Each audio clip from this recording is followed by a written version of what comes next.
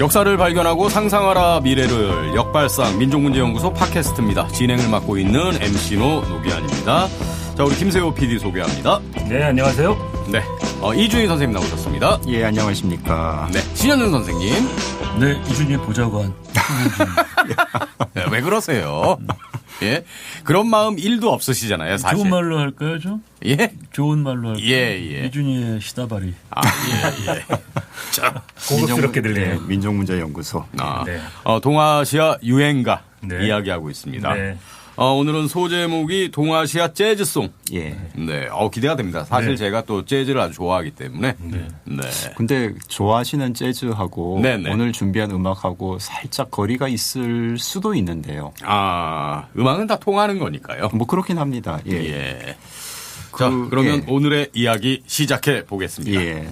저희가 지난 시간에 그 아리랑을 한참 들었잖아요. 그렇죠. 예. 그러니까 약간 일진일퇴 느낌으로 네. 좀 결이 다른 아리랑과 재즈는 왠지 거리가 있어 보이긴 하는데 그 모든 것을 아울렀던 것이 또 동아시아의 그 당시 20세기 전반 유행가이기도 하기 때문에 이제 조금 분위기를 확 바꾸는 차원에서 이제 이 순서를 준비를 했고요. 네. 제가 껴들겠습니다. 예. 지난 시간은 민요. 그렇죠. 오늘은 재즈. 재즈라는 걸 넓게 써서 네. 당시에 쓰던 말로는 양곡. 예. 서양. 그렇죠. 음악. 서양. 예. 네. 원래 근데, 처음에 했을 때도 우리가 창가와 재즈. 네. 창가부터 그렇죠. 첫 번째 재즈까지. 시간. 예. 예. 얘기했다시피 점점 깊이 들어가고 있다. 뭐 느껴주셨으면 감사하겠습니다. 그래서 일단 준비한 첫 곡은 굉장히 쇼킹한 충격적인 작품을 준비했습니다. 어떤 의미에서요? 그건 들어보시면 압니다. 그래요? 예. 그럼 먼저 들어볼까요? 첫 번째 가수와 제목만 말씀드리자면은 복혜숙의 그대 그립다 첫 곡으로 준비했습니다.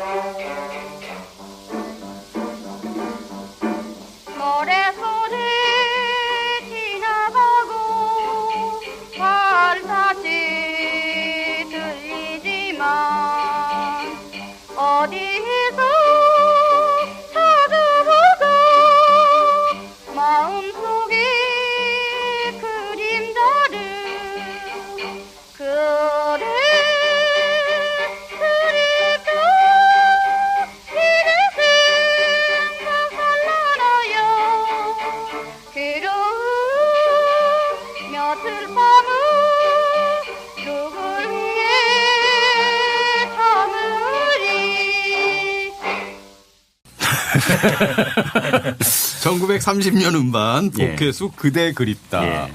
일단은 그 가창이 상당히 그 아방가르드한 느낌을 예, 이렇게 받게 되는데요. 예. 예. 저는 처음에 들었을 적에 네. 그 약간 그 감정이 이입된다고 해야 되나? 그 네. 복혜숙 뒤에서 함께 연주 녹음을 했던 그 밴드맨들의 굉장히 좀 안타까운 심정을 맞춰주느라고 예. 정말 욕봤다 그야말로 그런 생각이 들었거든요. 뭐 이게 누구나 음반으로 나온 거죠? 그렇죠. 예. 정식 판매 상품입니다. 아, 네. 예. 그 누구나 들어서 아시겠지만은 복혜숙 선생이 이제 그 원래 배우로 유명하잖아요. 예. 그 잘 몰라요 저는. 이분은 80년대 우리 초까지 어렸을 때까지도 아, 그래요? 네, 활동을 하셨어요. 아 그리고 어떤 라디오 방송도 많이 하셨고. 그리고 어떤 대표적인 뭐 어떤 게 있죠? 대표적인 작품은 20년대 농중조 뭐 이런 하여튼 그 영화 배우이기도 했고 영국 무대 토올해 무대에도 섰고 방송도 굉장히 오래 했고 정말 다방면으로 활동한 엔터테이너인데 예. 급기야 노래까지. 어. 근데 이건 꼭 하셨어야만 됐을까 싶은 생각도 좀 들긴 합니다. 어쨌든 이 그대 그립다라는 노래를 불렀는데 이게 중요한 것은 가창의 문제가 아니라 예. 음정 박자 다 놓치고 있는데요. 네. 그럼에도 불구하고 첫 곡으로 과감히 던진 이유는 이 곡이 재즈송이라는 표기가 음반에 적혀 예. 있거든요. 아. 조선 유행가 중에서 최초의 재즈송입니다. 이런 거 좋아하지 않습니까? 아, 그렇죠. 최초 이런 거. 예. 최초의 재즈송 그대 그립다. 예.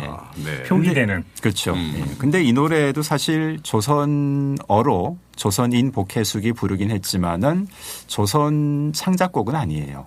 일본에서 먼저 발표가 됐던 기미고이시라는 노래가 원작입니다. 네.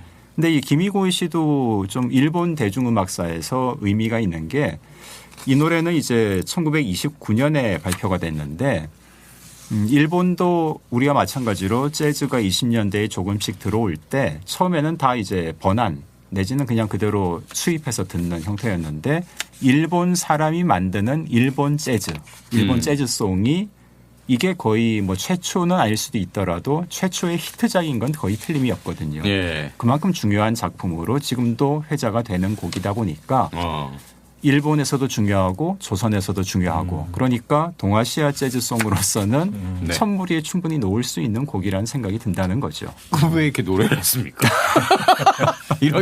이런 중요한 노래를 예. 이런 중요한 곡을 예? 왜 이렇게 노래를 했어요?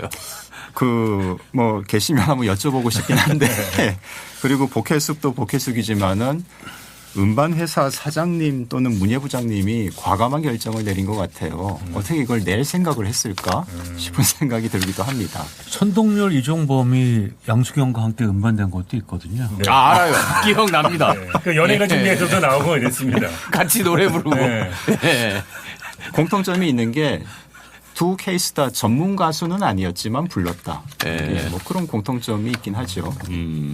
보통 요즘 드라마로 하면 이런 곡의 배경은 연예부장님이 사장님이 데리고 와서 뭐 그럴 수도 이렇게 있는. 막 예. 밀어넣어서 막 하는 그런 분위기가 연상되는데. 근데 복혜숙은 그 정도는 아니고 당대의 톱스타는 분명하고요. 그러니까 좀 긍정적으로 해석을 하자면은 이렇게 불렀어도 당시 조선에서는 아니 뭘 이런 식으로 불러라는 그런 이게 타박을 할 만한 사람도 많지 않았다. 그러니까 그만큼 재즈라는 것이 재즈송이라는 것이 조선의 대중, 그러니까 동아시아의 대중들에게는 20년대 말, 30년대 초까지도 그렇게 친숙한 것은 아니었다고 해석할 수도 있겠죠. 예. 당시만 해도 그 적어도 60년대까지만 해도 그 한국 업계 용어인데 사비라 부르죠. 사비. 네. 지금도 많이 쓰죠. 코러스. 예. 코러스가 없잖아요. 네. 1절, 2절, 3절. 그리고 뒤에 가면은 따로 코러스가 없어도 그 1절, 3절 중에 특정 부분이 좀 약간 좀 사비가 있는 파트가 있는데 이때는 거의 없잖아요. 근데 이 곡은 사비가 있어요. 그러니까 그걸 2부 구성이라고 부르는데 그대 그립다라는 부분이 예. 딱 이렇게 그 터져요. 네, 치고 나가는 맛이 있죠. 근데 좀. 복혜수 선생님의 가창이 좀 이상하셔서 그런 터지는 부분은 없는데 일본어 원곡은 예. 그게 기미고이시 하는 부분입니다. 그대 그립다라는 부분인데 그래서 다른 그 후지야마 이치로 고가 멜로디를 부르는 멜로디 곡과 다른 점이죠. 그래서 후타무라 데이이치는 뭐 저번에 얘기했던 아사쿠사 오페라니 그래서 보드빌리언이라는 말도 듣는데 저한테는 그 후지야마 이치로랑 좀 대비되는 초기 그 일본의 그 유행가 가요곡에서 그런 분이 생각하고요. 약간 파란을 일으켰던 분이죠. 되게 서양풍의 노래를 이제 일본 유행가에 이제 도입한. 근데 일본어 가사인데. 그리고 근데 제가 이걸 또 고증을 해봤는데 그대 그립다에는 한국 조선에는 재즈송이라고 표기되어 있는데 네. 일본어 음반에는 코쿠스 토로토라고 돼 있어요. 이게 폭스트로트예요. 네. 이게 요즘 한국에서 트로트라는 말의 어원이 폭스트로트인 그거는 정설이죠. 네. 뭐 이설이 없죠. 근데 폭스트로트 되어 있는데 또 따지기 좋아하는 제가 그때 재즈 중에서 재즈는 음악이고요. 재즈 음악에 맞춰서 추는 사교 댄스 중에 네. 두 박자 댄스 혹은 댄스 리듬은 폭스트로트 불렀고 스윙 전에는 이 폭스트로트가 대세였다. 지금도 볼륨 댄스 모던 5종목 중에 폭스트로트가 있죠. 근데 그거를 꼭 지금은 재즈라고 부르지는 않는데 당시는 그게 재즈 음악의 일부였다라는 거고 그런 곡이 꽤 있어요. 폭스트롯인데 그게 우리가 재즈송으로 인식하는 경우가 꽤 있습니다. 네. 그게 그래서 지금에 쓰는 어휘랑은 다른데 이걸 저는 좀 이렇게 따져서 가요곡의 해부학 3을 지금 쓰고 있거든요. 그래서 트로트가 지금은 뭐라 그럴까 악곡 형식이나 어떤 쪼의 의미인데 네. 반짝이 의상 뭐 이런 그리고 거. 60년대 중반까지도 네. 그냥 리듬이었어요. 두 박자는 폭스트롯 그냥 그걸 줄여서 트롯 당시 표기로 도로또 세 박자는 왈츠 네 박자는 뭐 스윙이거나 아까 뭐라 그랬죠? 뭐 브루스거나 뭐 그렇게 표기됐던 것 중에 하나였어요. 60대 초반까지만 해도 뒤에는 이제 그 뜻이 전송됐는데 뭐 어원은 이랬었다는 것도 알아야 되는 게 아닌가. 근데 저는 그거는 이 시절에 이 과거에 그걸 되게 열심히 살았던 사람들이잖아요. 음악을 해서 이거 뭐라고 쓸까 이거를. 네. 그렇게 열심히 살았던 사람들의 노력을 너무 무시하는 게 아닌가. 라는 생각을 하고 글을 쓰고 있습니다. 아, 역시 우리 신 선생님 훌륭하십니다. 네. 애정이 있으신. 그렇습니다. 오케숙 선생도 노래 열심히 하신 겁니다. 아, 저는 인정 못하겠어요. 이 곡을 그대 그립다를 이정표라는 그 가수 음악인 있어요. 그 가야금 연주하면서 노래 요즘 활동하시는 분. 예. 예. 근데 경성 살롱이라는 20 음반을 냈고요. 네. 이 곡은 앨범에 실려 있지 않아요. 이 집 기념 콘서트에서 이 곡을 불렀고 유튜브에 비디오를 올렸는데 작곡가를 사사 곡가라는 분이 작곡가인데 그거를 염고정팔 히우지리 세이하치라고 기재해서 제가 정중하게 지적을 해주셨나요? 바꿨으면 좋겠다. 네. 잘못하면 이건 막 돌아다니잖아요. 네네. 근데 그렇게 하겠다고 그러더니 안 바꿨다는 얘기죠. 답이 없네요. 예. 그래서 제가 네. 저번 시간에 그 말 한 겁니다. 네. 다른 분이 해달라. 네. 제가 하면 좀 뭔가 이렇게 가르치려 드는 네. 느낌을 받는 게 확실하다. 네. 네. 네, 다른 분들이 염고정팔 아니고 네. 좌좌 홍화. 예. 예. 사사 고가. 네. 그럼 이른바 재즈송이 이제 일본에서 1929년에 처음 나왔다는 얘기인데 20년대 말 고구려에. 예. 그러면 이제 30년대에 이제 조금 이렇게 딱 주류 장르로 이렇게 딱 안착이 되는 건가요? 일단 양적으로 확산이 되기도 하고요. 그 다음에 이제 아까 말씀드린 것처럼 번안의 시대를 지나서 이제 동아시아 음악인들이 재즈라는 명목을 달고 자신의 노래를 만드는 시대가 오게 되죠. 그리고 이제 그런 게 이제 점점 나아가긴 하는데 사실 그 음반 기준으로 본다면은 또 통계를 내보니까 해방 이전에 조선의 경우 발표된 노래들 중에 재즈와 관련 있는 그 곡종을 네. 타이틀을 달고 나온 것은 5% 미만이거든요. 그러니까 뭐 아주 그렇게 양적으로 많았다고 하긴 좀 힘듭니다. 그리고 당시 대중들이 그렇게 편하게만 받아들이기에는 아직 좀 시기가 이르기도 했고 네. 그러니까 좀 성장해 나가는 과정이었는데 뭐 좀 이따 말씀드리겠지만은 그게 한번 꺾이게 되죠. 제대로 피워보기도 전에. 네. 뭐 그런 역사가 좀 있는 게 이제 동아시아 재즈송의 특징이기도 합니다. 네. 두 번째 들어볼 곡은 어떤 곡인가요? 요거는 이제 대만으로 좀 넘어가 볼까 하는데요. 네. 이거는 제가 신현준 선생님 덕에 처음 접했던 작품이기도 하고 또 관련 다큐멘터리가 그런 것도 예, 다큐멘터리가 있어요. 네. 벌써 한 20년 전인가 모르겠는데 네. 2003년. 네. 도무시대라고. 네. 근데 이 도무시대는 노래 제목이기도 하고 그 대만에서 만들어진 다큐멘터리 제목이기도 해요. 제가 말은 못 알아들어도 화면은 참 재밌게 잘 봤는데 이 도무시대는 대만의 30년대 유행가를 조명한 다큐멘터리거든요. 네. 그리고 거기서 이제 중요하게 사용된 일종의 백뮤직이 부금이 이 노래 도무시대이기도 했습니다. 일단 들어보시면은 이 노래의 분위기를 느껴보실 수가 있을 겁니다.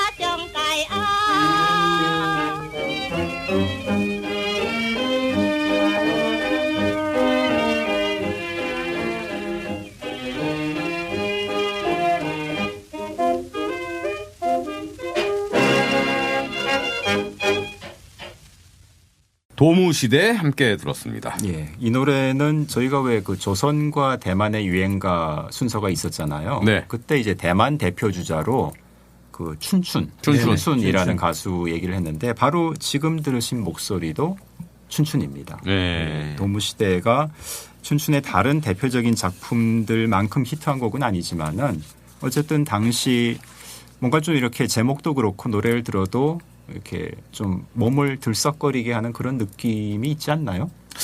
지금의 감각으로는 별로 좀 어려운가요? 네. 하여튼 뭐 이 당시에는 어쨌든 이 정도 리듬감만으로도 좀 그런 느낌을 충분히 줬던 것 같고 듣기가 쉽진 않지만 노래 가사에도 네. 트로트가 잠깐 나오거든요. 아, 그래요? 그러니까 여기서 막 노래 가사에 등장하는 트로트가 앞서 말씀하셨던 그 춤, 네. 그러니까 폭스트로트, 그걸 얘기하는 거기도 합니다. 그러니까 여러 가지로 이 뭐 직접 재즈를 거론하고 있는 곡은 아니지만은 들어보면은 뭐 곡 스타일이라든가 아니면 가사 내용을 보더라도 그 당시의 재즈 분위기를 충분히 반영하고 있는 곡이죠. 대만에서. 예. 남녀 쌍쌍이 추는 트로트입니다. 근데 그걸 한자로 표기할 때 도락도, 길도자, 즐거울 락자, 네. 도락도라고 쓰거든요. 이거를 우리가 배우는 중국어로 발음하면 아마 따올라 따올로인데 예. 아마 대만 민나무 발음으로 하면은 그렇죠, 발음이, 도로또로 나온다 봐요. 그다음에 뭐 뒷얘기하자면 대만에서는 그 콜롬비아 레코드가 약간 초강세. 네. 뒤에 가면 약간 좀 판세 변화가 있는데 그 한 1930년도부터 한 34년까지는 콜롬비아 레코드가 초강세였는데 녹음하러 일본으로 가고 거기서 주로 일본인 편곡자들이 편곡을 해줘요. 그러니까 이게 그래서, 중요하거든요. 사실 녹음을 어디서 하는가. 그래서 의외로 그 편곡의 퀄리티나 녹음 퀄리티가 괜찮아요. 그리고 편곡과 함께 반주도 연주도 그렇고. 일본인이 담당했으니까. 그래서 몇 명의 그 이름이 보이는데 저보다는 이주진 선생이 그 연구를 더 많이 했을 것 같은데 저도 그냥 하다 보면은 뜨이는 이름이 있어요. 네. 워낙 많이 나와서. 인목 타희웅 알고 보니까 니키타키오, 그다음에 오산정길, 오쿠마 데이키치, 네. 그리고 핫도리 류이치, 북부양일. 예. 근데 그게 뒤에 조선인들의 재즈송에도 등장하고요. 아마도 청춘계급이 인목타이웅 그럴 겁니다. 이 곡을 편곡해 준 사람이 김혜송 선생이 직접 부른 한국 영화에도 많이 등장했던 청춘계급의 편곡자이기도 합니다. 그거는 37년, 8년? 38년. 38년. 이 곡은 32년 아닌가요? 33년이에요? 예.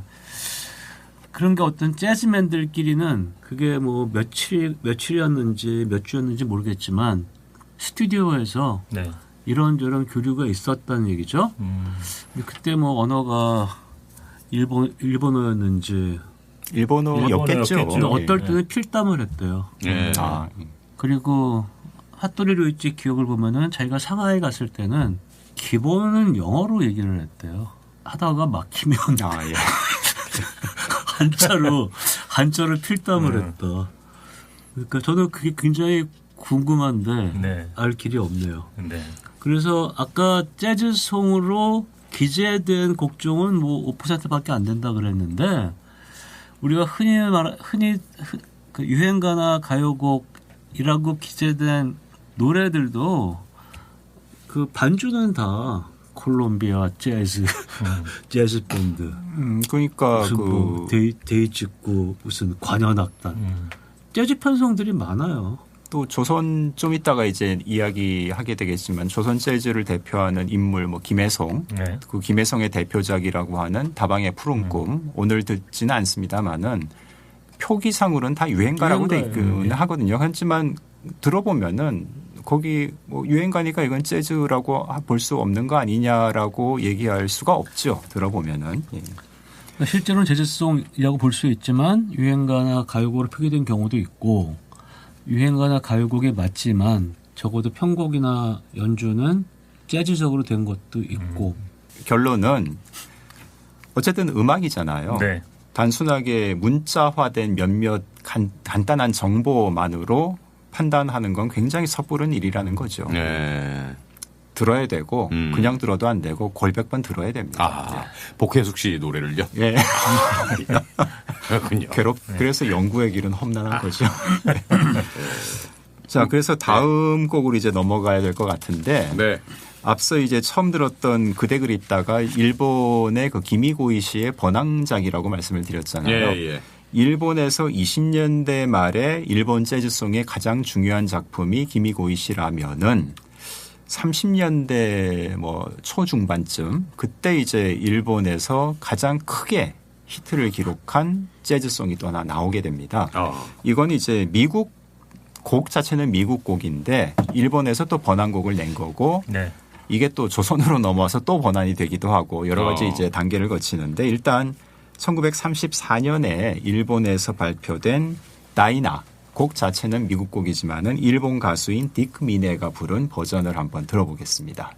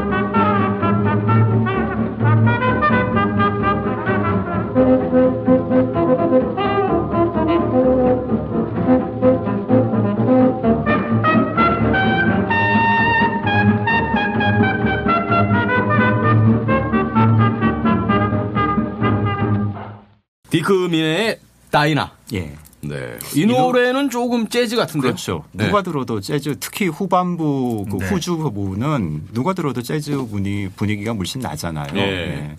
그래서 어마어마하게 팔렸답니다. 또 일본에서도 뭐 거의 100만에 육박했다는 카더라까지 네. 있을 정도니까 뭐 대단한 히트죠. 예.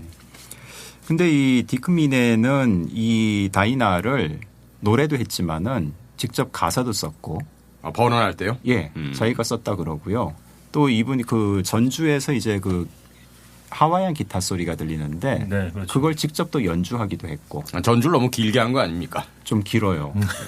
그것도 그러니까 이 당시 다이나 같은 재즈송은 그 댄스 뮤직이라는 표기로도 유통이 됐는데 그러니까 가사가 길 필요가 없는 거예요.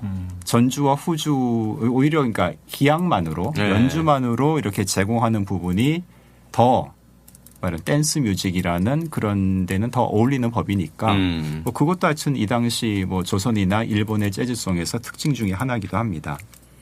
그리고 이 곡은 저도 이제 뭐 최근에 알게 된 건데 처음 시작할 때부터 트럼펫 소리가 굉장히 인상적이잖아요. 예. 그리고 뭐 뒤에서도 계속 나오지만은 근데 뭐 보통 우리가 왜 노래를 들을 때 유행가를 들을 때 가수는 기억을 잘 하죠. 그리고 조금 더 나아가면은 작사 작곡자도 그래도 기억을 좀 하죠. 유명한 네. 사람들은. 근데 연주자까지 기억하는 경우는 잘 없지 않습니까? 그렇죠. 예. 근데 이 다이나 같은 경우는 이 트럼펫 연주자가 굉장히 좀 선명하게 기록이 되어 있는 편이에요.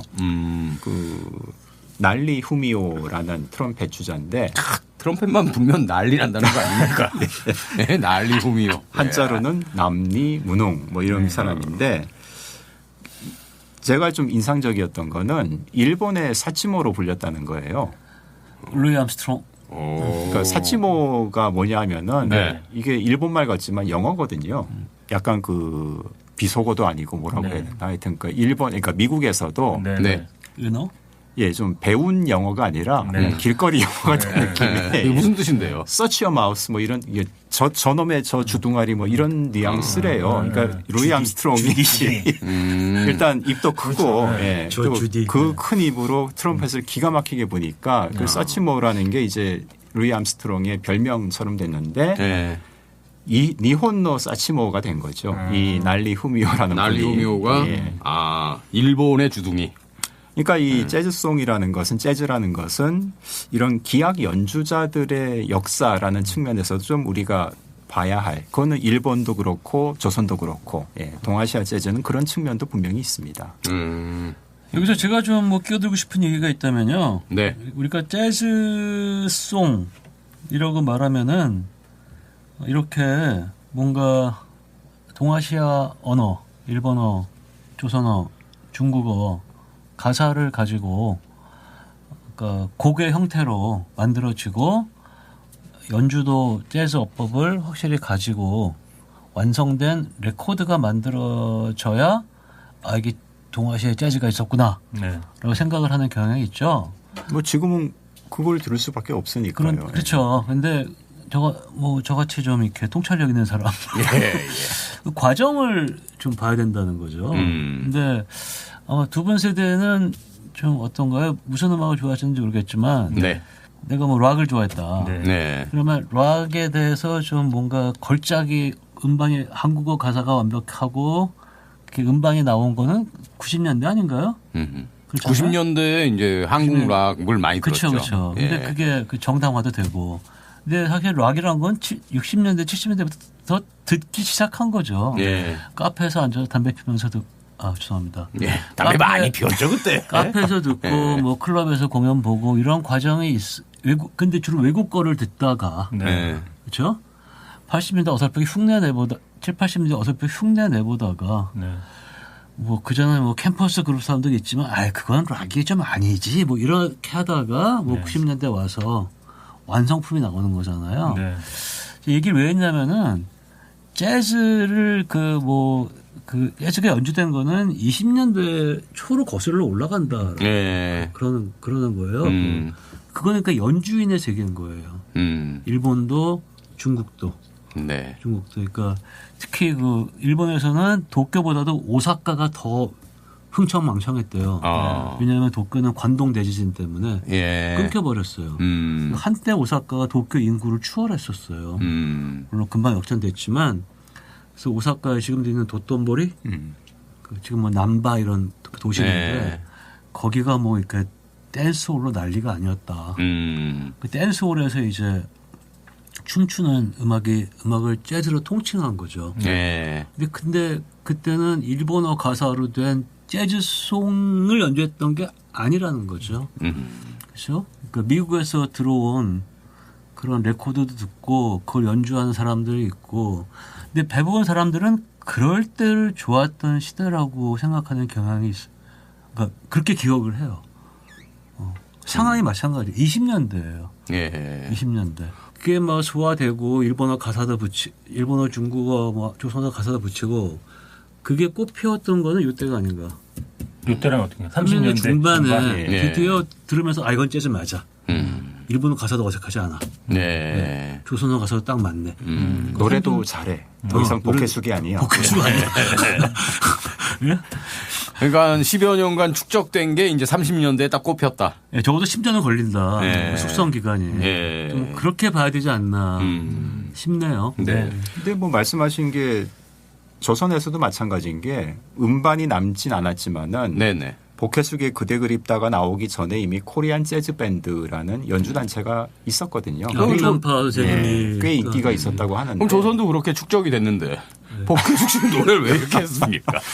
이런 사례는 아마 우리가 안 찾아서 그렇지 중국, 일본에 다 있을 겁니다. 근데 다이나는 이제 미국 곡을 디크미네가 번안했고 예. 이 디크미네 버전을 또 조선에서 번안했다 그랬잖아요. 이것도 좀 재밌는 게 예. 곡이 나왔는데 예. 가수가 디크미네예요.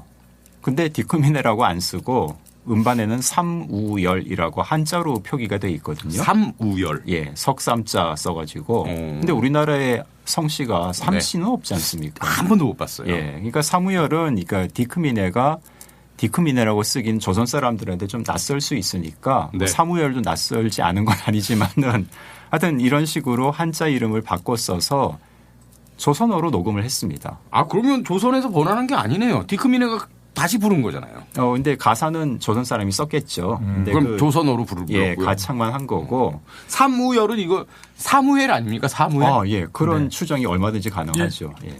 저도 그렇게 추정합니다. 네. 그래서 이 디크미네가 조선어로 부른 걸 들어보면은 전반적인 거는 이제 그 뭐 반주라든가 이런 거는 일본판 원작과 그 디크미네 원작과 거의 유사한데 같은 노래 가사를 일단 우리말로 하는데 조선어로 하는데 네. 아무래도 일본 사람이 하는 조선어다 보니까 그리고 네네. 조선어를 잘 아는 게 아니라 그야말로 이 토시 적어가지고 이렇게 흉내만 내는 조선어다 보니까 그것도 참 묘한 느낌이 있죠. 네. 여명 생각나네요. 아, 옛날에. 옛날에 그 히트곡 제목 뭐였죠? 여명이 불렀던 거? 여러 번 너를 생각해. 뭐 그런 겁니다. 예. 내 사랑은 널. 아, 여명 그때 좋았습니다. 예? 거기가 후렴구가 유명한데 생각이 안 나네. 예, 편집할 때 좀 넣어줘.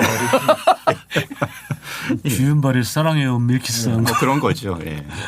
이 곡이 디크민의 곡 말고 약간 전에 나카노 다다하루라는 분이 발표한 게 있어요. 그러니까 일본에서 예. 다이나를 처음 녹음한 가수가 그리고 디크미네는 아니었다는 거. 거기서 나카노 다다하루와 아마 콜롬비아 리듬 보이스라는 근데 리듬 보이스라는 말을 들은 저는 그때 한국에서 뭐 그 아리랑 보이스랑 나중에 나오죠. 저고리 시스터즈라는 게 나왔다. 오케이 악극단 조선 악극단에서 근데 그때 그 뭐 따라했다는 말은 아니고요.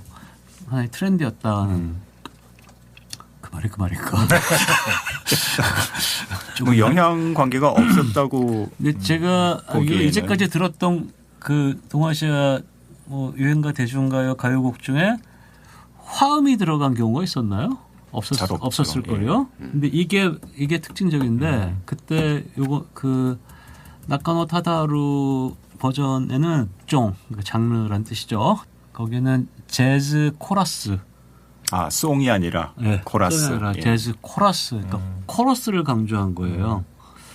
그 점도 되게 어떻게 보면 중요한 나름의 중요한 새로운 뭐 신조어죠, 신조어. 근데 그것도 제가 아까 말한 것처럼 열심히 노력하시는 과거에 열심히 일했던 산업에서 사람의 어떤 흔적이 아닌가라는 생각이 들었고요. 근데 나카노 타다루보다 디크미네가 더 히트한 건 맞는데 그 나카노 타다루와 콜롬비아 리듬 보이즈는 이름에서 보이듯 콜롬비아 레코드인데 콜롬비아 레코드 전시는 일축이죠, 일축. 일본 추금기 상회의 줄임말. 일본 발음으로 니치쿠. 제일 높고 오래된데 니치쿠인데 콜롬비아랑 제휴해서 콜롬비아 레코드로 이제 레이블을 그렇게 썼고요. 디크미네는 음반은 그 데이치쿠 이거는 제축 제국 축음기 주식회사. 이름이 좀 불편하지만 그래서 니치쿠, 데이치쿠의 치열한 경쟁이었다 볼 수 있는데 근데 치열했어요. 두 개가 제일 치열했고 한국에서 치열했죠. 이거 복잡하네요. 고가마사오가 콜롬비아에 있다가 데이치쿠로 옮겼어요. 그리고 콜롬비아는 그 대신에 핫도리 료이치가 들어갑니다. 핫도리 료이치를 통해서 만회를 하려고 했던 것 같고요. 핫도리 료이치가 블루스를 가지고 승부를 합니다. 그게 다음 곡입니다.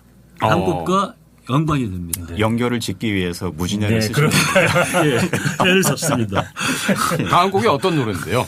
항구의 블루스인데요. 네. 그러니까 정말 말씀하신 대로 좀 설명이 필요한 거긴 해요. 왜냐하면은 아니 재즈 얘기한다고 해놓고서 왜 갑자기 블루스가 또 나오느냐 할 수가 있거든요. 음악은 다 연결돼 있는 거니까요. 그렇죠. 예. 예. 그리고 실제로 항구의 블루스 재즈송이라고도 표기가 돼 있기 때문에 양품은 다 재즈송이라고 한 거 그렇죠. 아닙니까? 퉁치는 그런 면도 분명히 있고 이 항구의 블루스는 이제 오빠는 풍각쟁이로 굉장히 유명한 박형님이 불렀던 곡인데 근데 박형님 이분도 일찍 돌아가셨지만은 지금 상황에 대해서 좀 불만일 거예요. 아니 나는 진지하게 노래하는 사람인데 왜 오빠는 그것만 자꾸 들먹이느냐고 뭐 웃기는 노래 한 사람처럼 인식이 되는 건 불만일 수 있죠. 근데 사실은 박형님은 조선의 다미아가 되고 싶었다. 난 샹송도 좋아하고 뭐 브루스도 잘 부르고 뭐 이런 가수였는데 다미아가 누구죠? 다미아? 프랑스 불란서 가수 유명한 뭐 찾아보면 나옵니다. 예. 유명하다 그랬는데 처음 들어보는데요. 이 시간이 원래 그렇죠. 사실 아와야 노리코에 제일 가까운 가수라고 저는 보는데 아닐까요? 뭐 이난영도 조선의 아와야 노리코가 되고 싶어요라는 멘트를 던진 적이 아마 있을. 예. 어쨌든 간에 그건 그냥 유명한 가수라는 의미 뭐 그렇죠. 예. 아와야 노리코가 당시 일본에서 제일 인기 가수입니까? 왜 지난 시간에 그 아리랑 들었죠. 예. 바로 그 아와야 노리코가 방금 얘기해 주신 핫도리 로이치의 브루스를 받아서 네. 엄청난 큰 히트를 기록을 하거든요. 37년 8년에. 예. 그 히트곡을 갖고 옵니다. 박형님이 조선어로 부르게 돼요. 아, 그게 항구의 블루스. 그렇죠. 예. 그러니까 이 당시에는 이것도 일본 조선 막론하고 일종의 재즈로 인식이 됐던 겁니다. 이때 그럼 제목을 항구의 블루스 이렇게 썼어요? 아, 그렇진 않죠. 아. 제가 이렇게 지금 그 요약해 놓은 데는 블루스라고 써긴 썼는데 예. 이건 이제 편의상 검색의 용의를 위해서 통일을 하다 보니까 그냥 블루스라고 적었지만 당시엔 그렇게 안 썼습니다. 당시에 뭐였나요? 브루스였던 거 그 또 작곡이 하나 긋고 예, 뭐 그런 식으로 예. 브루스. 들어볼까요? 예. 네.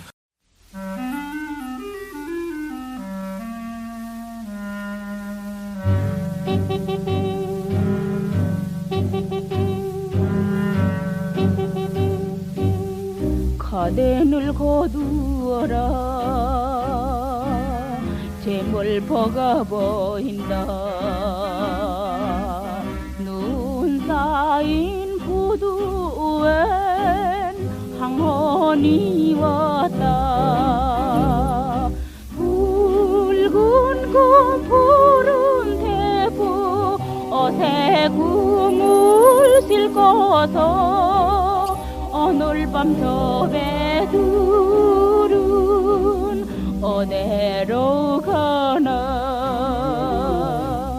넘치는 그릇수요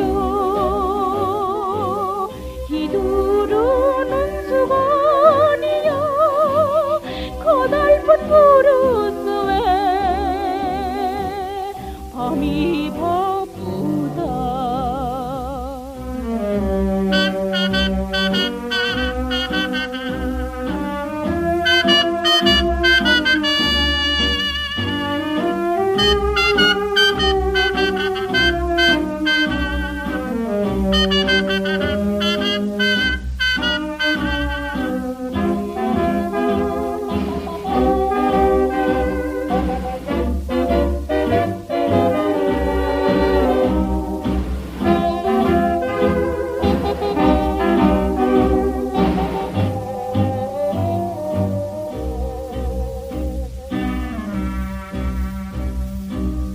밧줄을 팔에 거니 떠나기가 설구나. 한마는 마더러스 이별에 운다. 거기는 항구마다 사랑이야 있으나 이별에 울어야 할 밤도 있단다. 꿈꾸는 똥사요 울지는 뺨이요 고달픈 브루스가 진정 설구나.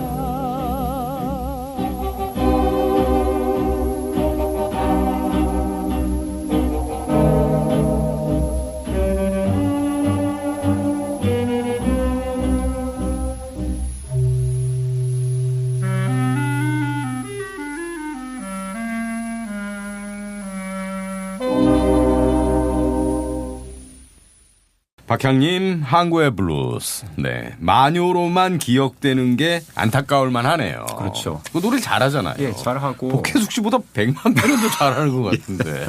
예. 또 노래 맛을 표현력이 좋은 가수가 또 박향님이었다고 뭐 저만이 아니라 많은 사람들이 그렇게 보고 있죠. 예. 근데 정말 아쉽게도 예. 지금 기준으로 봐도 그렇죠.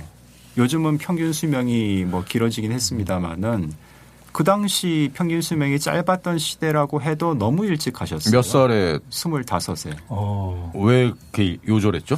그러니까 뭐 두 가지 설이 확정할 수는 없지만 전해지고 있는데 아이를 낳고 나서 이제 네. 좀 산후조리 과정에서 뭔가 하여튼 잘못됐다. 무리하게 무대에 섰던 것이 아니냐 이런 얘기도 있고요. 아. 좀 결이 다른데 가정폭력의 희생자였다는 얘기도 얼핏 들은 것 같고 뭐 하여튼 여러 가지가 있는데 남편도 유명한 사람입니까? 뭐 연예계 인사는 아니죠. 예. 근데 하여튼 1946년 해방 직후에 세상을 떠났기 때문에 예. 정말 뭐 이 동아시아 유행가의 역사를 더듬다 보면 이른바 요절한 정말 인재들이 한둘이 아니긴 한데 조선에서는 또 이분이 대표적인 인물 중 하나입니다. 아, 그렇군요. 자, 이 항구의 블루스가 이제 앞서 들었던 다이나에 비해서는 오늘날 시각으로 볼 때 재즈 약간 그 감이 떨어지는 것 같다라고 그쵸. 생각하실 수도 있는데 예. 이제 다음 곡으로 만회를 해보려고 합니다. 네. 우리 신현준 선생님께서 너무나 요즘 표현으로 애정하는 곡이기도 한데요. 예. 가수도 좋아하고 노래도 정말 좋아하시더라고요. 사실 저는 잘 몰랐던 곡인데 네. 덕분에 알게 됐습니다. 이 정도면은 넘겨받으셔야 되는 거 아닌가요? 아, 예. 가사기 시즈고라는 가수인데요. 바로 같은 작곡가고요. 핫도리 료이치라는 분이고요. 한국인들은 스윙 좀 돼야 이게 재즈다. 그렇죠. 하는 것 같은데 그 전에 아마 그 뭐 딕슬랜드, 렉타임, 네. 팍스트롯 이 시기는 좀 재즈라고 그렇지 않는 것 같아요. 기초가 없는 나라라서 예. 스윙부터 재즈라고 그러고 사실은 뭐 비밥쯤 가야 재즈라고 그러는 것 같아요. 그 사실은 저 아와야 노리꼬가 핫도리 료이치 곡 받아서 블루스를 히트하기 전에 실패한 곡이 있어요. 네. 저는 그 곡을 지금 관점에서 네. 다시 들으면 그 곡이 놀라운데 오샤레 무스메라고요. 오샤레라는 말은 일본은 몰라도 많이 쓰는 말인데 멋쟁이죠, 멋쟁이. 오샤레 무스메, 그러니까 무스메. 그러니까 무스메도 많이 쓰는 거고. 네. 굉장히 많이 쓰죠. 걸이니까 걸. 예. 걸? 그러니까 아가씨. 그러니까 멋쟁이 아가씨라는 곡인데 그게 막 스윙 리듬이 넘실거려요. 근데 그때까지 핫도리가 성공을 아직 못했죠. 작곡가로. 고가마소한테 밀려도 한참 밀리던 시절이죠. 그거는 실패하고 블루스는 좀 대중적이잖아요. 봤다시피. 그리고 약간 좀 염세적, 퇴폐적 유행가 느낌도 좀 있고. 그러니까 히트했겠죠.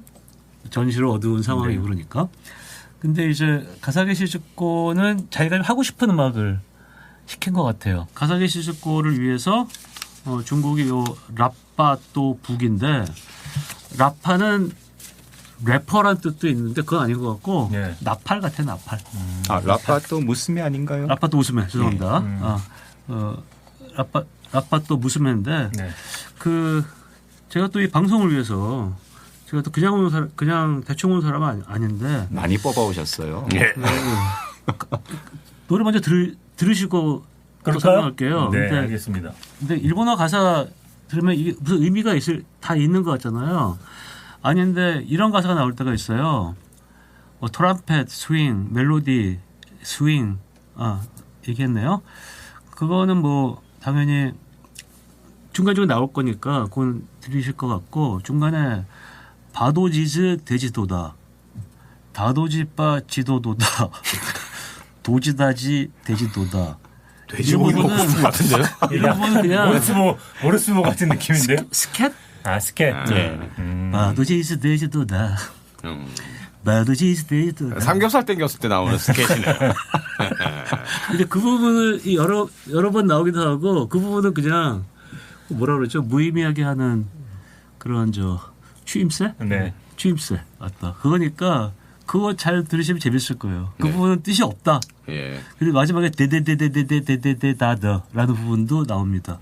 제목이 뭐라고 하셨죠? 가사기 라팔과 아가씨. 라빠또 무스메. 그리고 가사 내용 없어요. 뭐 노래를 부르자, 춤추자. 이 곡은 리듬에 그냥 맡기는 곡입니다. 그러니까 싱 이런 노래 있잖아요. 네. 예. 그런 가사예요. 한번 듣겠습니다.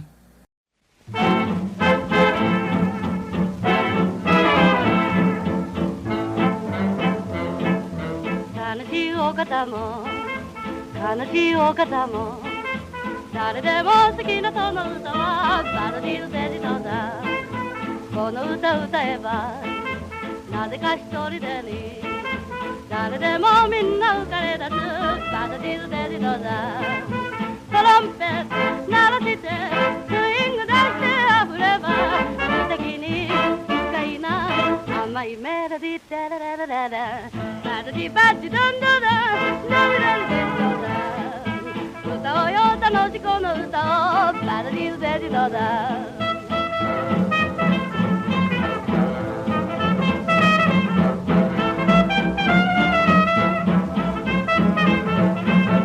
悲しいお方も悲しいお方も誰でも好きなその歌はバルディルデジドだこの歌歌えばなぜか一人でに誰でもみんな浮かれ出すバルディルデジドだトランペット鳴らしてスイング出して溢れば無敵に愉快な甘いメロディーテレレレレレバルディバッチドンドラ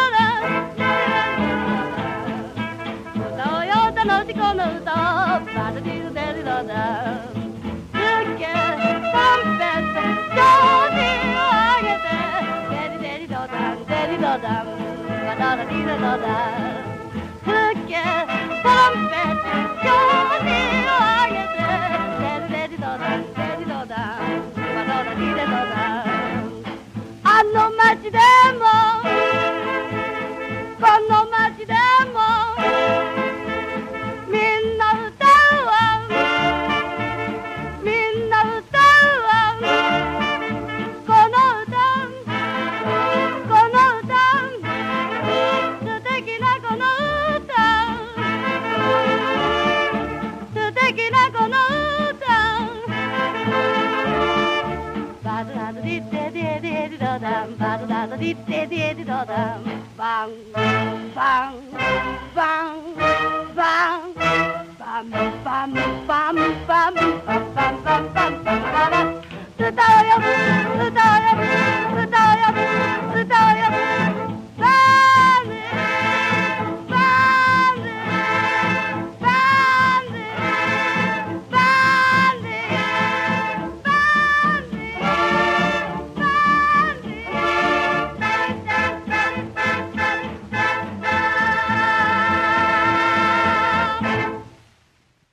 네, 박진영의 히트곡 스윙 베이비가 연상되는데요. 이 가사기 시즈코의 이 노래를 참고하지는 않았겠지만은 네. 어쨌든 그 닿는 면이 분명히 있죠. 네. 예. 그러니까 뭐 원더걸스 이런 데도 예전에 했던 거 보면은 그런 지향하는 바가 어쨌든 시공을 초월해서 뭐 통하는 면도 있었을 겁니다. 예. 이 노래는 진짜 재즈 같네요, 정말로. 네. 그리고 이 가사키 시즈코는 나중에 혹시 기회가 될지 모르겠지만은 이 가수이자 무대 이 퍼포먼서의 진면목은 사실은 해방이 그러니까 일본식으로 하자면 종전 이후에 네. 지금 딱 들어봐도 이게 군국주의 일본 그 통제된 사회에서 이 노래가 라파또 무스메가 네. 먹히기는 어렵잖아요. 그렇죠. 예. 네, 실제로 가사키 시즈코는 아까 말씀하신 것처럼 너무 오두방정을 떨었다는 이유로 네. 굉장히 경찰의 요주의 대상이 됐다고 예. 전시체제에 안 맞는 거죠. 아니 원래 성품이 좀 오두방정인데 그게 국가 공권력의 그런 예. 감시 대상이 되면 어떻게 삽니까? 근데 이 당시는 이런 경우뿐만이 아니라 아까 디크미네는 너 이름 바꿔. 왜 영어를 써? 전쟁 이후에. 예. 적국 이름이니까. 예, 다반사였어요 그런 게. 이 곡이 39년 나왔어요. 그리고 근데 이미 그러면 40년부터 이제 조이기 시작합니다. 그래서 그 40년에 댄스홀을 다 폐쇄합니다. 도쿄부터 시작해서 예. 문 닫으라고. 폐쇄합니다. 도쿄부터 하고 나중에 오사카로 가는데 가사키 시즈코를 경찰로 불러요. 불러가지고 그 뭐라 그랬냐면 네 무대는 이러면 안 된다. 일본어로 이케나이. 근데 안 된다요, 안 된다. 근데 뭐가 안 되냐 그랬더니 그냥 안 된대. 그리고 한 말이 네 속눈썹이 너무 길다. 두 번째. 그다음에 그때는 사치는 적이다라는 슬로건이 있었답니다. 예. 그래서 속눈썹은 안 되고 그다음에 노래하는 마이크로부터 삼척 사방 90cm 밖으로 나가지 말아라. 부동자세로 노래하는 얘기죠. 그렇게 규제를 하니까 가사키 시즈코 말로 자기의 존재 가치가 부정된 것 같았다. 예. 말 그대로 진짜 족쇄를 채웠네요. 그 댄스홀에서 노래하는 거는 일단 폐쇄돼서 못하고 그러니까 방송이나 무슨 정식 극장 무대밖에 없는 거잖아요. 아니면 위문 그때 그래서 위문 공연. 일본인들도 위문 공연이라고 해가지고 뭐 군대를 이렇게 돌았나 봐요. 만주도 가고 중국도 가고 뭐 이런. 뭐 정말 위문한 사람도 있었겠고 아니면 위문 그 형태로 해서 군인들 좀 위문하고 그냥 그 옆 동네에서 듣고 공연에서. 그러니까 그때 일은 좀 복잡합니다. 예. 자 다음 곡 들어보죠. 바도지지 돼지도다로 마무리하겠습니다. 이 나팔과 아가씨가 신현준 선생님이 저한테 준 선물이라면은 네. 역으로 제가 선사한 선물도 있거든요. 맞습니다. 네. 경쾌한 방아타령인데요. 방아타령이면 민요 아닙니까? 예, 맞습니다. 민요인데 이게 왜 재즈송입니까 이게? 그러니까 더 중요하죠. 조선 재즈. 예. 이 경쾌한 방아타령은 일단 조금 다른 게 노랫말이 없어요. 그러니까 연주곡입니다. 아 그래요? 예. 그런데도 이걸 꼭 넣고 싶었던 거는 조선 재즈의 1인자가 누구냐 뭐 이런 얘기 했었잖아요. 전에 네, 한번. 네. 바로 그 김혜송의 어떤 음악적인 역량, 감각, 뭐 센스 이런 것들이 가장 잘 드러난 녹음 중 하나라고 생각이 돼요. 네. 음질은 조금 안 좋습니다만. 그리고 이 경쾌한 방아타령은 1940년에 음반이 발표됐는데 일본과 마찬가지로 조선에서도 바로 일본에서 이 재즈가 금지 대상이 된다는 것은 바로 조선도 마찬가지라는 그렇죠. 얘기죠. 네. 그래서 조선 재즈의 거의 마지막 단계를 장식하는 그런 사운드라고 볼 수가 있는데 MC 노 말씀대로 방아타령은 민요잖아요. 네. 근데 이 경쾌한 방아타령은 그 안에 민요도 있고 민요 가락을 연주하는 피리도 있고 그것을 정말 하여튼 절묘하게 받아서 재즈로 변화시키는 트럼펫 소리도 함께 나오고 이 모든 것들이 굉장히 절묘하게 잘 어우러져 있는 곡입니다. 근데 안타깝게도 당시 조선에서 1940년 당시 조선에서는 1위 음반이 안 팔렸어요. 잘 안 팔렸기 때문에. 너무 시대를 앞서간 거 아닙니까? 맞아요. 정말 시대를 잘못 타고난 음악가라는 생각이 김혜송이라는 그 작품을 보면은 그런 생각이 많이 드는데. 그러니까 서태지가 태평소 쓰기 전에 거의 100년 전에 그건 될 것도 아니죠. 그러니까요. 하여간 사람들이 요즘 시대 가수와 비교하는 거 엄청 사람들이 돈이 없었던 거 아닐까요? 사서 들을 돈이 예. 뭐 그럴 수도 있고. 예. 뭐 레코드 회사가 음반을 판매할 루트도 마땅치 않고. 아 근데 뭐 그때 같은 해에 나온 백년설의 나그네 서름은 호알 10만. 제가 이거 나그네 사전에 들어봤는데 예. 저는 조금 너무 앞서지 않았나 이런 생각이 예, 뭐 들을 것 같은데 예. 그래서 안 팔린 것 같은데. 하여튼 이 음반을 저도 최근에야 1년이 채 안 됐습니다. 아, 그러세요? 최근에 이게 발굴이라기보다는 사실 누구한테나 열려 있는 자료인데 잘 안 봐서 잘 네. 모르는 자료긴 한데 그래서 꼭 정말 소개를 하고 싶었어요. 예. 네, 시대와 불화한 저주받은 걸작. 예. 예. 경쾌한 방아타령.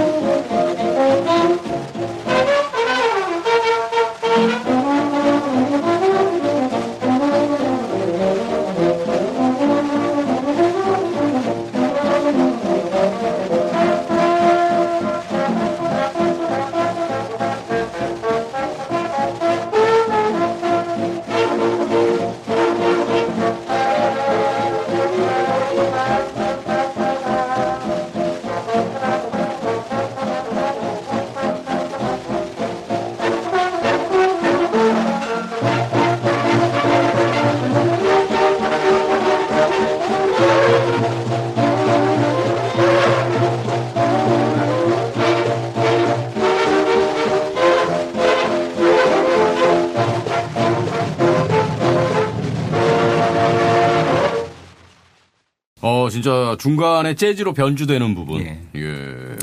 정말 이게 잘못하면 굉장히 이음새가 예. 좀 너무 도드라져 보이면은 어색하게 느껴질 수가 있는데 뭐 그런 이질감이 전혀 없거든요. 이런 음악을 1940년에. 예. 이야, 대단합니다. 아쉬운 거는 이런 자료가 분명히 더 있을 텐데 아직까지 잘 드러나지 않은 것들도 많거든요. 좀 발굴이 앞으로도 많이 됐으면 좋겠다는 생각도 있습니다. 예. 음악 센스 없으면 못할 음악 같다는 느낌이 드네요. 그러니까요. 네. 저 같은 사람은 못할. 평론을 하시겠죠. 예, 듣기만 하는 거죠. 뭐. 자, 오늘 들을 마지막 곡 어떤 곡입니까? 예. 1940년이 동아시아 재즈, 그러니까 상하이 같은 경우를 좀 논외로 치고 얘기를 하자면은 조선, 대만, 일본에서는 1940년이 재즈의 좀 어떤 아까 왜 서두에 말씀드렸잖아요. 꺾인 바로 그 시점이라고 볼 수 있거든요. 전쟁 때문에 꺾였다는 그렇죠. 거죠. 예. 댄스홀 폐쇄. 예. 또 1940년은 일본의 그 기원 2600년이었기 때문에 그것도 굉장히 중요했고. 근데 오늘 마지막 곡은 1941년 음반을 준비했습니다. 좀 벗어나 있잖아요. 약간 튀잖아요. 근데 그게 또 이유가 있는 게 간단하게 설명을 드리자면은 1939년에 영화 삽입곡으로 노래가 하나 만들어집니다. 네. 근데 그게 발매 금지를 당해요. 못 내요. 왜요? 전시 체제에 맞지 않는다는 이유로. 참고로 들어보시면 아시겠지만 탱고곡입니다. 예. 근데 별로 그렇게 뭐 완전히 가사기 시즈코처럼 오두방정 떠는 곡도 아닌데 어쨌든 금지를 당해요. 근데 이제 음반 회사 또는 이 작곡자인 핫도리 료이치 입장에서는 좀 아까웠던 것 같아요. 그렇죠. 그냥 사장시키기에는. 그래서 과감한 변신을 시도하는 게 제목도 가사도 다 영어로 바꿉니다. 아직 진주만 기습 전이니까 예. 가능했군요. 예. 그리고 노래도 외국인으로 보이는 인물을 고용을 해요. 그래서 음반에 보면은 일본에서 제작된 음반이긴 한데 네. 한자나 히라가나 가타카나는 전혀 보이지 않고 네. 알파벳만으로 표기가 돼 있습니다. 그럼 뭐냐 하면은 검열 당국자들이 볼 때는 이거는 어디서 뭐 수입해 왔나? 그러니까 일본에서 만든 곡이 아닌 그야말로 양곡이라고 인식하도록 이제 위장을 했다는 거죠. 그래서 이 노래가 어쨌든 발매는 될 수 있었는데 결국 뭐 이 노래도 이제 사장은 됐죠. 네. 41년 시점에서 이런 노래가 히트할 수는 없었으니까요. 제목이 뭔데요? 원래 제목은 밤의 플랫폼, 브라트홈인데 이거를 바꿔서 I will be waiting, 기다릴게요 라는 식으로 바꾼 거죠. 요새 뭐 식당 앞에서 틀면 되겠네요, 이거. I will be waiting.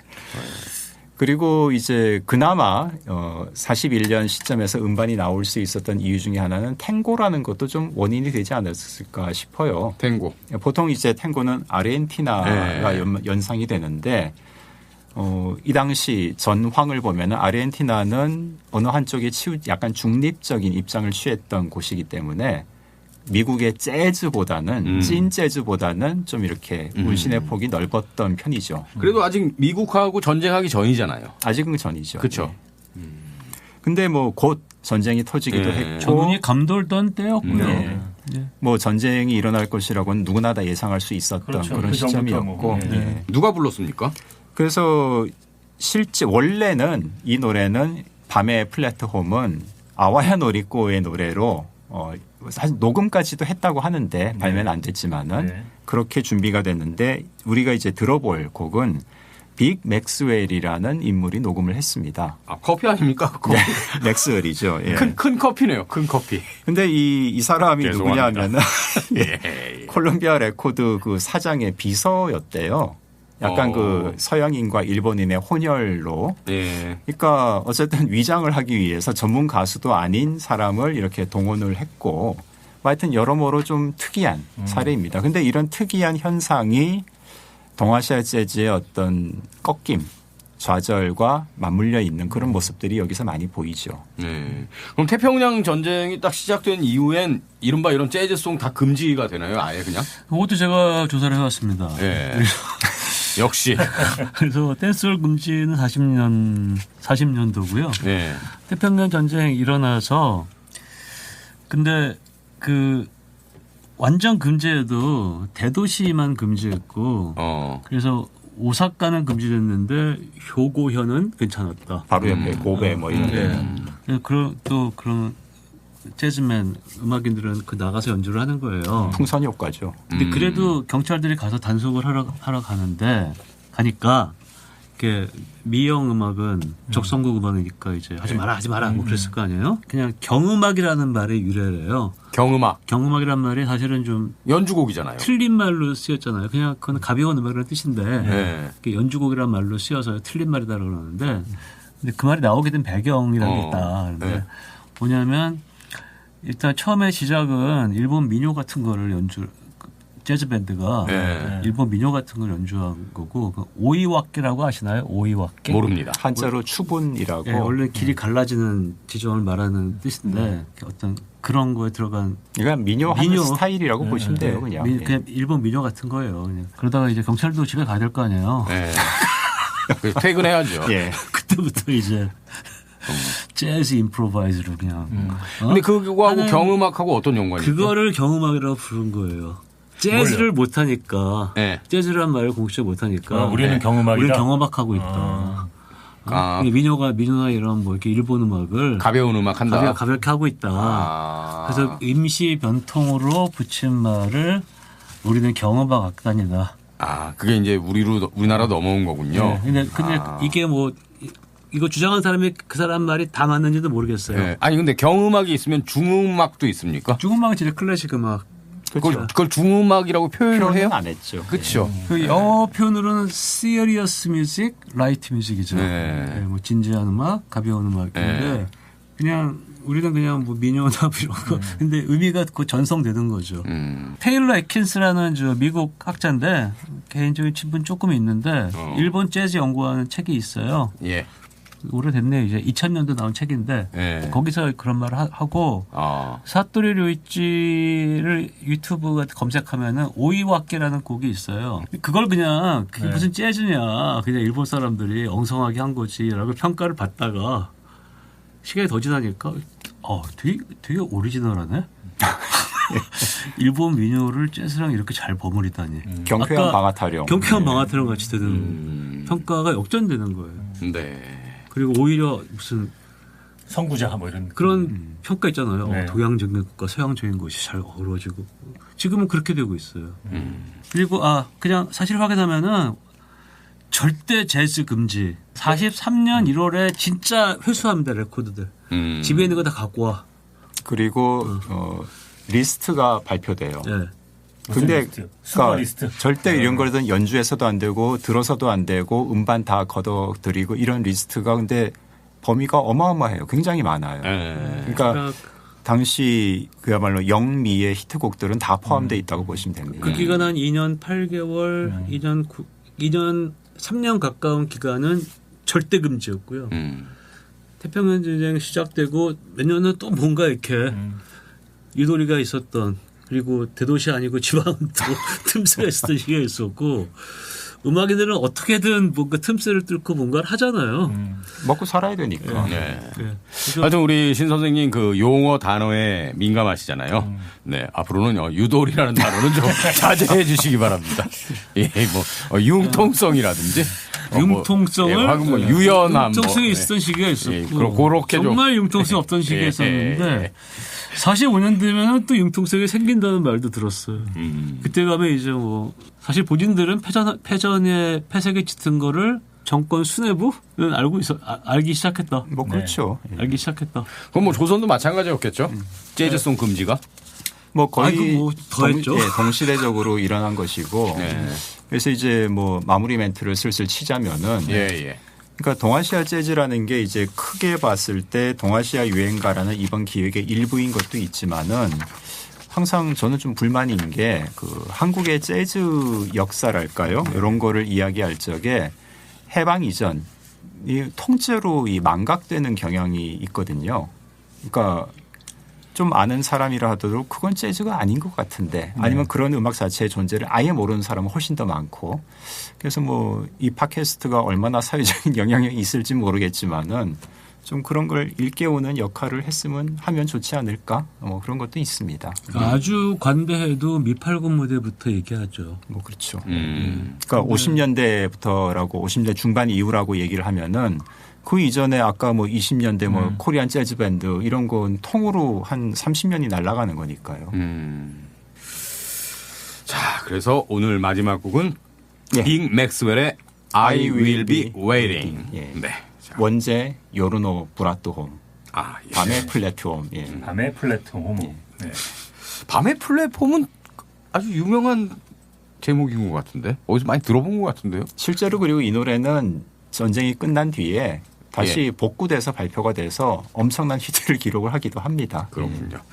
자, 이 노래 들으면서 마무리하겠습니다. 네, 우리 두 분 선생님은 다음 시간에 또 만나겠습니다. 네, 오늘도 고맙습니다. 감사합니다.